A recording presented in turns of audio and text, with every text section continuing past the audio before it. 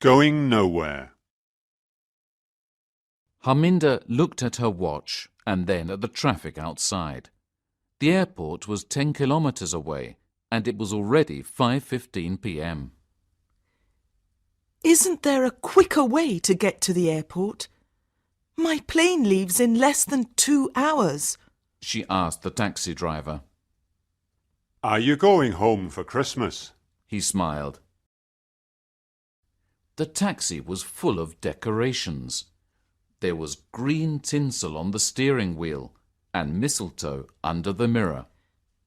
Yes, said Harminda, but there was no Christmas spirit in her voice. Harminda looked out of the window, trying not to cry. She remembered the phone call from her mum earlier that day. She missed her parents so much. Their argument 4 years ago seemed stupid now.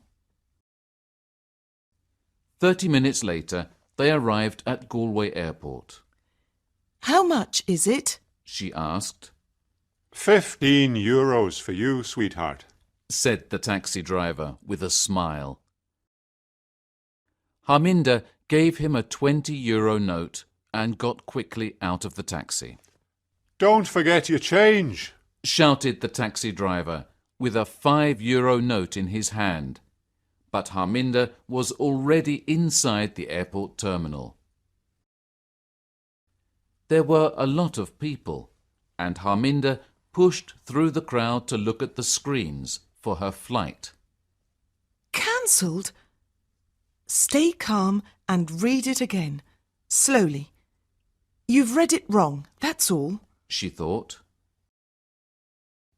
Flight ZXY 247, destination London Stansted, cancelled. All flights from Galway were cancelled because of bad weather.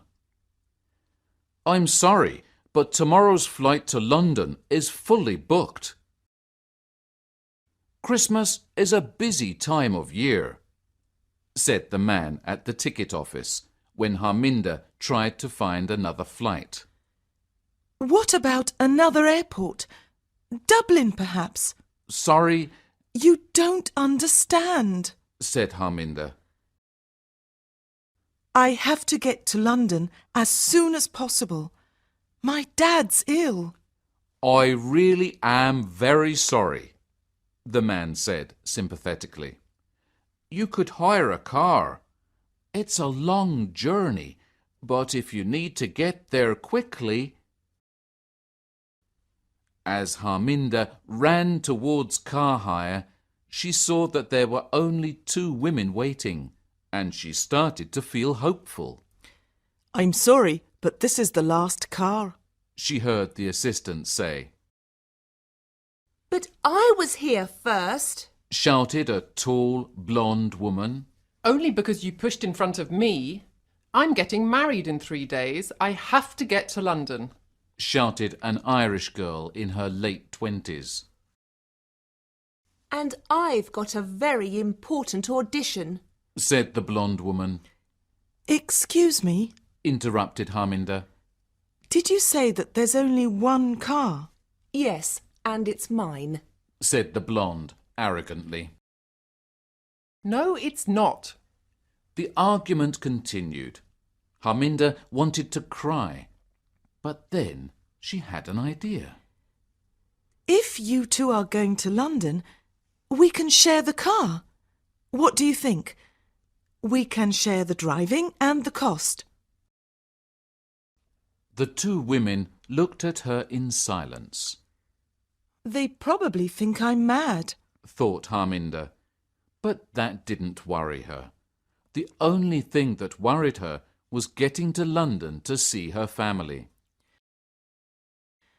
Well, if you want to get to your audition, Harminda said to the blonde, and if you want to get married, she said to the other woman, well, you've got no choice. Harminda was speaking angrily, and after a moment the 2 women reluctantly agreed.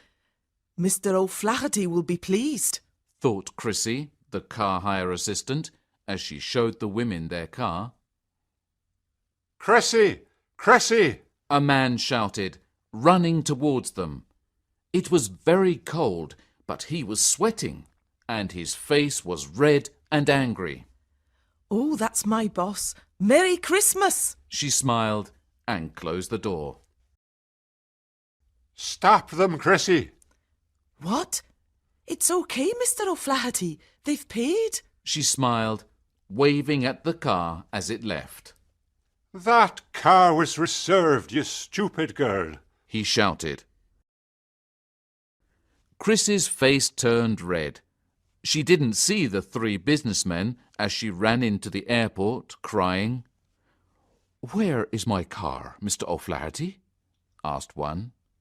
His voice was calm, but his grey eyes were dangerous. Colin O'Flaherty turned around nervously to talk to the three men, and he knew that he was in trouble. Big trouble. Galway to Dublin. Don't worry. I'll be there. I love you too, said Shauna, the Irish girl. She was on the phone. Was that your fiancé? Asked Harminda when Shauna finished speaking. Yes. She replied with a smile. And you're getting married on Christmas Eve. That's so romantic. I know. Graham is romantic, she said. She took a photo from her purse and gave it to Harminda. It was obvious that she loved him very much. He even proposed on Valentine's Day. Original, said Vanessa sarcastically. What is your problem? Replied Shauna, angry at the blonde woman's sarcastic reply. I'm not the one with the problem. I'm not the one getting married, thank God. We left Galway 2 hours ago, and the only thing you've talked about is Gavin and how wonderful he is. His name's Graham. Graham, Gavin, whatever. So he's romantic? After 6 months of marriage it won't be romantic, when you have to wash his dirty clothes every week. Vanessa, that's a horrible thing to say, said Harminda. Have you never been in love? For a moment, Vanessa's eyes went dark. Love is for idiots, she said in a low voice. Shauna touched the small diamond engagement ring on her left hand and looked out of the window, trying not to cry. She loved Graham and he loved her, and on Christmas Eve she was going to marry him. Don't listen to her, Shauna, said Harminda. Shauna liked Harminda. She only looked about 22, but she seemed a lot older. At last, thought Shauna when she saw a sign for Dublin port. But Harminda didn't slow down. She was arguing with Vanessa and she didn't see it. Harminda, the port. You've just missed the exit, said Shauna. What? Are you sure? Brilliant. This is all your fault, shouted Vanessa at Shauna. My fault? Why is it my fault? Oh, don't start all that again. I'll turn off at the next exit and we'll come back, said Harminda. But then the cars in front began to slow down and stop. That's all we need, a traffic jam, said Vanessa. We'll never get there in time now. When they eventually arrived at the ferry terminal, it was late. There were no cars or passengers waiting, only a security guard. Where do we go to get the ferry for Holyhead? Shauna asked him. The security guard pointed behind him at the ferry, which was already sailing away from the port. No! They said at the same time. The next ferry is tomorrow morning at 10 to 7, said the guard. This is all your fault, shouted Vanessa. Oh, shut up! Shauna and Harminda shouted back. Luckily, they found a small hotel. They started to relax as they began to take their bags out of the car in the hotel garage. Don't forget your briefcase. Harminda said to Vanessa. She was pointing at a dark brown, expensive leather briefcase. It's not mine. Vanessa said, pulling it from the car. It was quite heavy. Shauna, is it yours? No. And it's not mine. Said Harminda. So it was already in the car when we left the airport. Somebody has obviously forgotten it. What do you think is inside? Said Vanessa. And for the first time that day, she smiled. A sleepless night. I want to open it. Said Vanessa. It was 1 o'clock in the morning, and she was in bed, trying to sleep. We've got to be up in less than 4 hours if we want to get the first ferry. So please, go to sleep. Vanessa turned away from the briefcase and pulled the blanket over her head. We couldn't open it anyway. It's locked. Said Shauna, getting into bed. What? Why are you smiling? Vanessa took a clip from her hair and held it between her fingers. That'll never work. Laughed Shauna. Go on then. Said Shauna. Do it. Harminda pulled the blankets over her head. Vanessa worked on one of the locks, using her clip as a key. I knew it. Said Shauna after a few minutes. I didn't think it was going to work. But before she could finish her sentence, there was a click, and the lock opened. Now it was open, she wanted to know what was inside. Vanessa soon opened the other lock. Slowly, she opened the briefcase. Harminda watched their shocked faces. What's in it? Show me! Vanessa turned the case towards her. After a few moments, Harminda said, There are hundreds of thousands of euros here. She laughed nervously. I've never seen so much money. There's only one thing we can do now. What are you doing? Vanessa said when she saw Harminda with her mobile phone in her hand. There's no label, no name. Tell her, Shauna. Shauna, you know we have to go to the police, don't you? Said Harminda. I don't know. My fiancé and I really want a honeymoon. We could go anywhere in the world with this money. The Maldives, the Caribbean, New York, San Francisco, anywhere. We've never had a holiday together. I'm sorry, Harminda. Vanessa held Harminda's hands. Her voice was soft and kind, and Harminda remembered that she was an actress.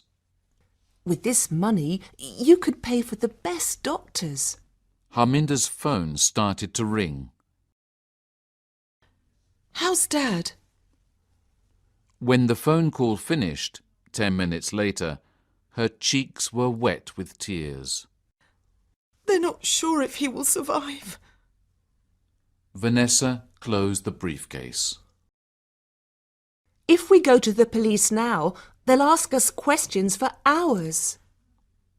OK. Said Harminda quietly. Maybe not until tomorrow. Continued Vanessa. Do you all agree? Shauna nodded reluctantly, but Vanessa only said, Let's get a few hours sleep now. This time they arrived early and waited in the car. It wasn't snowing, but it was cold, and everything looked very dark. When they started to drive onto the ferry, Harminda saw the face of the driver of the car behind her. It's still dark outside, but he's wearing sunglasses. I'm cold, that's all. On the ferry. It was dawn, and Shauna and Harminda looked at the red and orange sky over Dublin as the ferry slowly left the port. When was the last time you saw your parents? Shauna asked Harminda. 4 years ago, at my 18th birthday party. She answered sadly. They wanted me to marry someone else. Somebody they chose. An arranged marriage? Yes. Said Harminda. In Indian tradition, a marriage is more than just a woman and a man being together. I was only 17, but I knew that I wanted to spend the rest of my life with him. I was too frightened to tell my family about it, because they believe in arranged marriages. But then my parents told me the big news. At my 18th birthday party, they wanted to introduce me to my future husband, an Indian boy. I had to choose, he told me. And I chose Declan. Are you still together? Yes. Said Harminda, and she touched her stomach. Are you pregnant? Shauna asked with a smile. She laughed. You're the only other person that knows. I haven't told Declan yet. I'm sure that when your dad knows, he'll be happy too. Maybe. 3 hours later, they were in England. Harminda drove fast. They had to drive for another 6 hours before they arrived in London.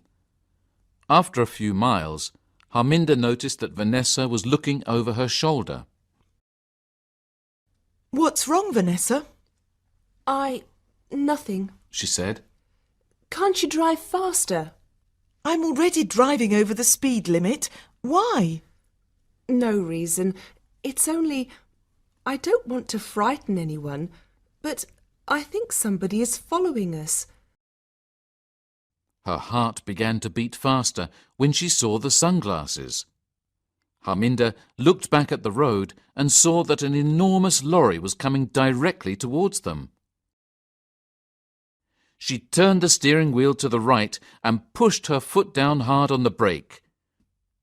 The car slowed down and Harminda's body relaxed. They saw the lorry crashing into the car that was following them. The road to London. 3 hours later, when they stopped to get petrol, they were still nervous. I need to get some air. Vanessa said, getting out of the car. Are you coming too, Shauna? Shauna shook her head. I want to leave as soon as I've filled the car up with petrol, said Harminda. Vanessa felt stupid for being so nervous, but she couldn't stop herself. In the toilets, she looked at herself in the mirror and laughed. But she gave it all up because she loved him, and she didn't want to be away from him. There were other boyfriends, but for the last 10 years she never really loved anyone else because she never wanted to be hurt again. She was never afraid of anything because there was nothing left to lose. Until today. Why didn't she listen to Harminda? Why didn't they go to the police before? Now it was too late. Why did she never listen? She went inside and ordered a cup of coffee. There was a small television on the wall over the bar. A body was found in the car park of Galway Airport, Ireland, in the early hours of this morning. A 33-year-old Colin O'Flaherty, manager of a car hire at Galway Airport, was shot in the chest. The police believe the killing was related to drug trafficking. It's terrible, isn't it? Said the barman, passing Vanessa her glass of water. Vanessa realised that she was staring at the television. It's in the newspapers. Look. He passed her the newspaper. In the centre of the page there was a photo of Colin O'Flaherty on holiday with his 3-year-old son. They were obviously on a boat, and Colin was holding a very big fish. She looked back at the television. A young woman was crying. At the bottom of the screen, Vanessa read, Mrs. Moira O'Flaherty, Mr. O'Flaherty's wife. Vanessa felt like the woman was talking directly to her. Anything at all, please. Vanessa couldn't hear any more. She ran from the bar, still holding the newspaper in her left hand. At the hospital. But what if they come back? You saw that accident. We'll be all right for a couple of hours, insisted Vanessa. She quickly wrote it down and gave it to Shauna. Inside the hospital, Harminda took the lift to the 9th floor. When the doors opened, her little brother was waiting for her. The last time she saw him, he was 9 years old, a child. Now he was 13, and he was a lot taller than Harminda. He was seriously ill, but his voice was still strong. Mina, did you ask her to come here? Mina, Harminda's mother, looked elegant in a red silk sari. When she saw her daughter, there were tears of happiness in her eyes. Dad! Oh, Dad! I've missed you so much! Harminda ran towards him. His face was grey, his hair was thinner than she remembered, and he looked old and weak. Please leave. Harminda touched his hand, but he closed his eyes and turned away from her. But I've come from Ireland. Dad, please listen to me. Dad! She shouted as they took him into the operating room on a trolley, Mina and Parindra next to him. I love you, Dad, she said, but he was gone. It was not going to be easy for him to meet her again. Harminda knew that. But she didn't think it was going to be this difficult. Why didn't he understand that she never wanted to choose? Why couldn't he see that she was still his daughter, still his little girl? Why couldn't he see that she still needed her dad, even if she loved Declan? When she couldn't cry any more, she stood up and decided to go with Shauna and Vanessa to the police station. And I won't leave until he understands, she thought as she went outside. When she got to the car park, the car was there, but there was no Shauna and Vanessa. And there was no briefcase full of money. Danger money. They were very frightened as they tried to listen to the conversation of the two men in front of them. What are you going to do with your 10% of the money, Steve? I'd like to go on a nice holiday, somewhere hot. What about you? Vanessa looked at the two men. While they were waiting for Harminda outside the hospital, these two men came up to them. But when Shauna was pointing the best way to them, the two men pushed them both into their car. Did you see that crash between the lorry and the car with the plainclothes police? Laughed Steve. He saw the way Vanessa and Shauna looked at each other, suddenly realising the truth. Did you think that was us? Laughed the driver. The driver answered the call. Yes, boss. OK. The old building in East London. Of course we've got the money. We're not stupid. And the two ladies. No, there were only two. What do you mean there's another one? You'll have to go and get her. Vanessa knew then what she had to do.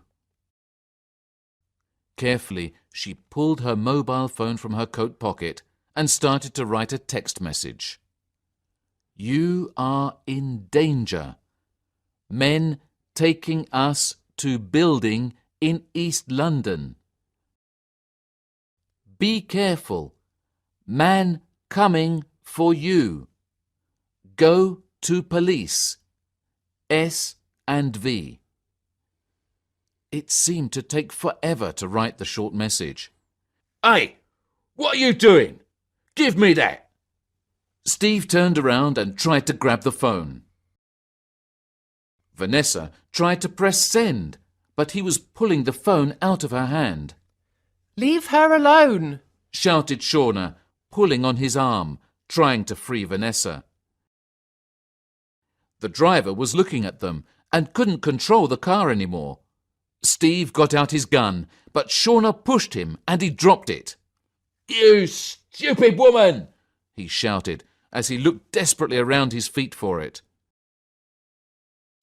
Steve looked up and saw that a police car was blocking the road in front of them. Shauna realized with horror that they were going straight for it. Too fast! The car began to move from side to side, dangerously out of control. When she was sure that the car wasn't moving anymore, she slowly opened her eyes. The car was just a few centimetres from a police car. Suddenly, a lot of policemen were all around the car, and Shauna could finally breathe. Harminda alone. I'm sure they think I'm really stupid. Thought Harminda.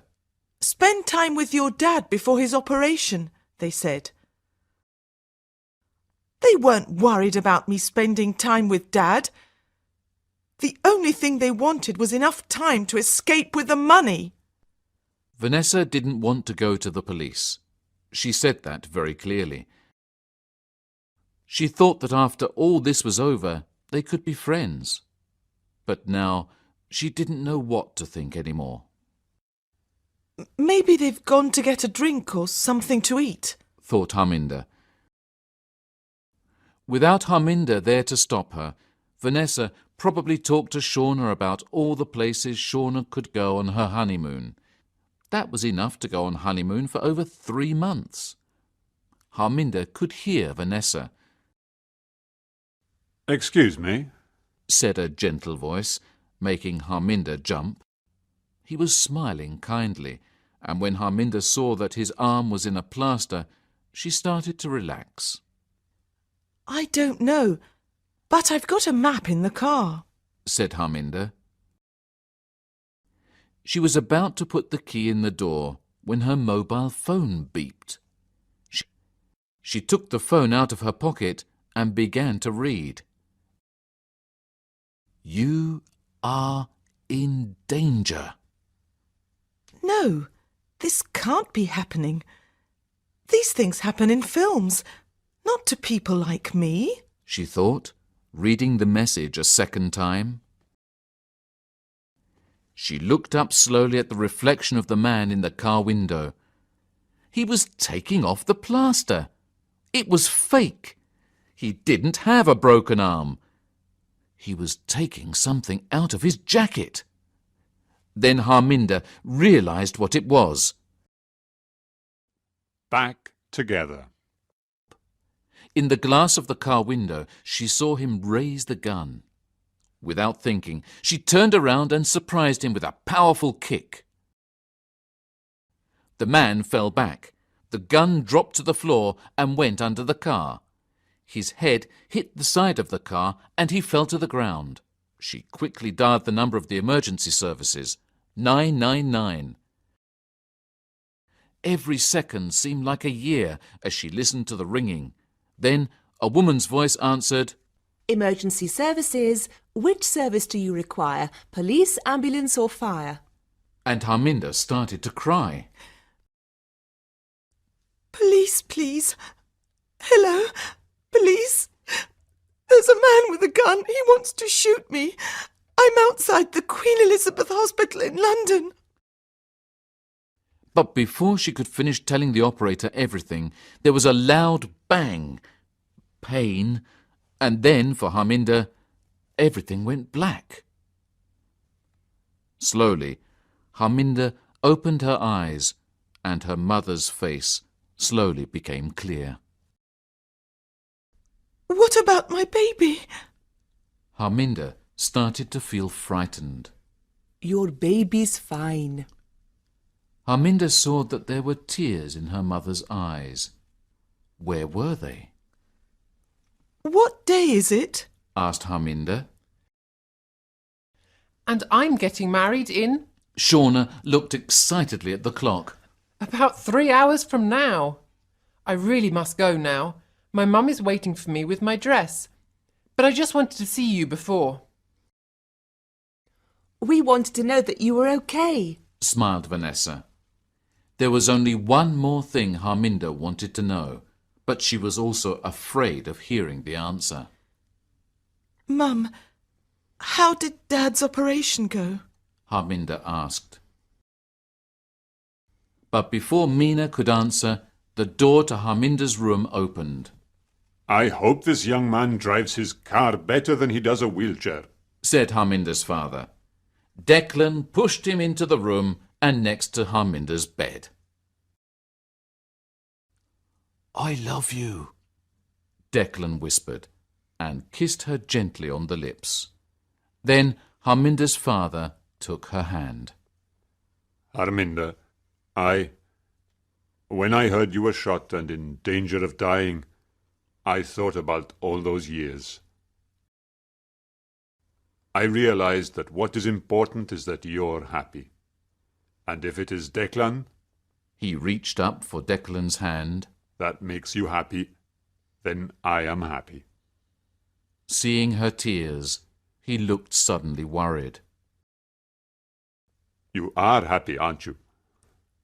Yes, She said quietly. I am now. Now that my family is back together. Thank you for watching this video. Please like, share and subscribe to the channel to see the latest videos. Thank you.